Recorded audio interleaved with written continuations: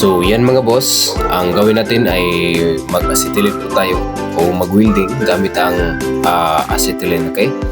So itong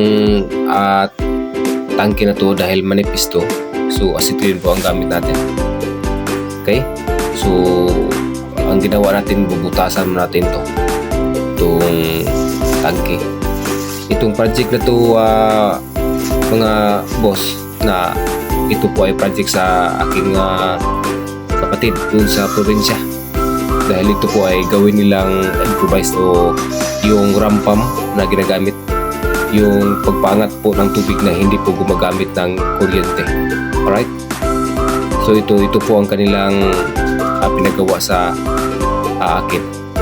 So ito kinating po natin to, tapos lagyan natin ng tubo o nipple, GI nipple na 1 and a half na GI nipple. Okay, so ang ginawa nila lalo na po sa bukid na wala pong kuryente, alam nyo na yung kuryente napakamahal na yung kuryente dito, sa pagtaas ng gasolina, pati yung kuryente tumaas din.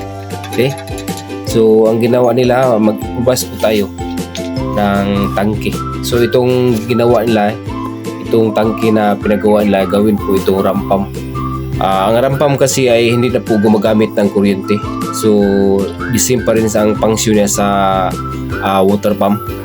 So itong lalo na po sa mga farmer, dapat alam nyo kung paano ba gumawa ng rampam katulad sa ginawa natin.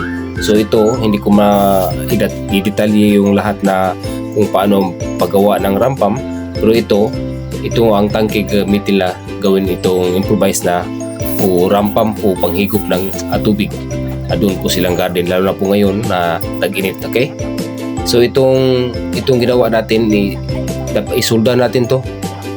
Okay, i-welding natin to, dapat ito walang singaw. Okay, so ayan, gamit natin ang ating acetylene. So mga next week bumisita kami. So kami, ako na po ang maghatid doon sa aking mga kapatid, doon sa aking mga magulang. So acetylene lang po ating ginagamit dito para sure ball na wala pong singaw itong pagsunda natin. Okay, so marami pa kasing mga farmer na hindi nila alam ang rampam na kaya na higupin ang tubig sa pinakamalayo, no? Doon po sa yung garden. Magamit ito lalo na po sa ngayon na tag-init, na kung may garden kayo, hindi naman pwede kung walang tubig. Okay, so ito dahil yung mga kapatid ko may garden sila, so ito pinagawa nila to para gawin itong paghigop ng tubig. So ayan, malapit natin na ma-full weld itong GI nipple na ating sinuda o ni-welding na gamit itong acetylene. Okay,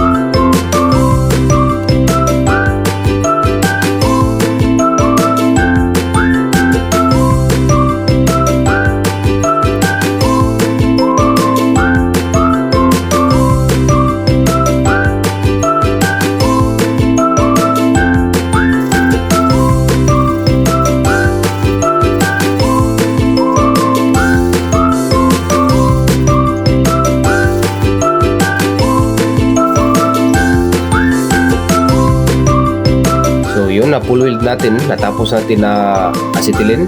So yan lang ating kabuang video. Thank you so much sa inyong panonood.